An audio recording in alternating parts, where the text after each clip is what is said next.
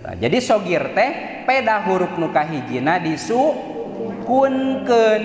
Dalamun huruf nu kahijina di barisan mah sanes sogir tapi namina teh naon? Kabirnya. Lamun duanana di barisan mah namina kabir. Tuluykeun qaidahna. Au hurrikal harfani fi kullin faqul kullun kabirun wafhamanhu bil musul.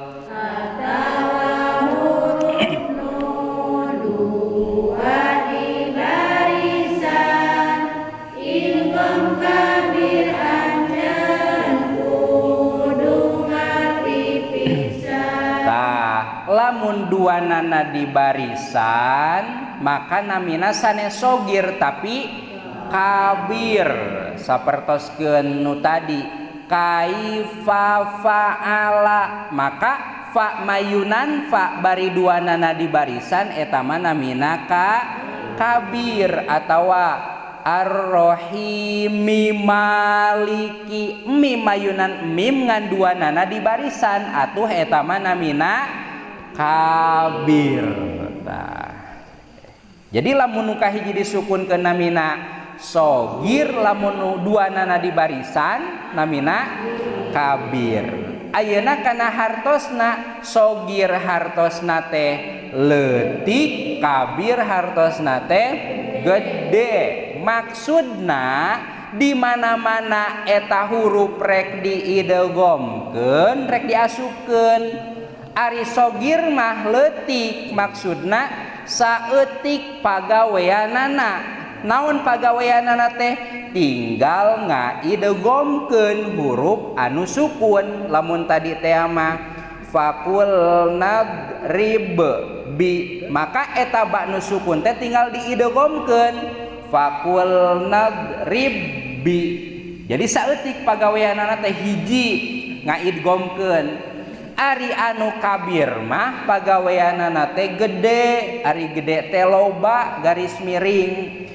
Naon loba teh naon wae nu dimaksud loba teh eusina mah dua. Naon nu dua teh? Lamun pakumpul dua huruf bari duanana di barisan sapertikeun kaifa fa'ala. Dina surah naon eta teh? Al-Filnya alam taro kaifa fa. Lamun rek diidghamkeun kabir mah loba pagaweanana teh. Naon wae loba teh? Hiji nyukunkeun huruf anu kahiji asalna kaifa fa, maka huruf nu kahiji kudu jadi sukun heula.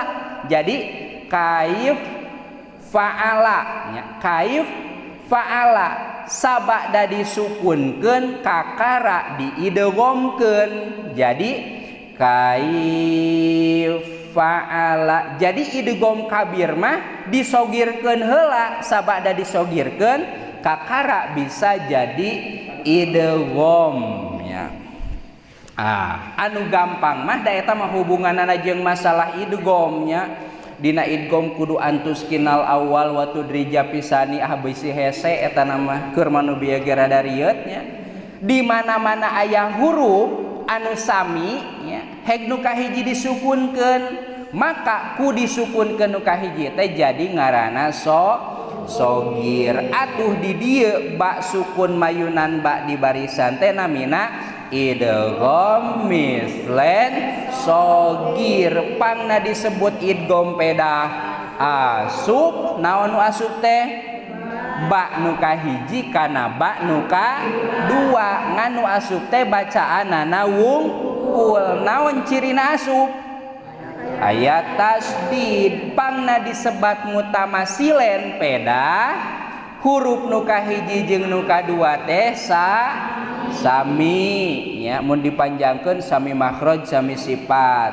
Nu katilu pangna dinamian sogir peda huruf nu kahijina disukunkeun sareng qaidah idgham mutamasilen. Sogirna entos tadi qaidah idgham mutamasilen.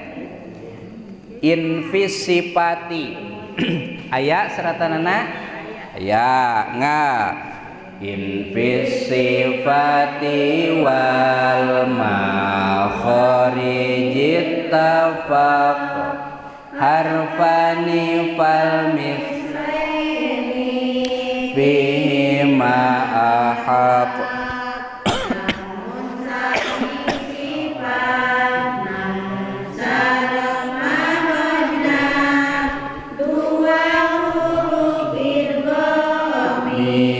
mislenkat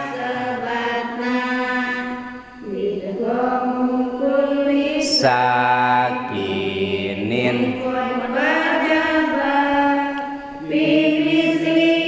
kaqaulihi idzahaba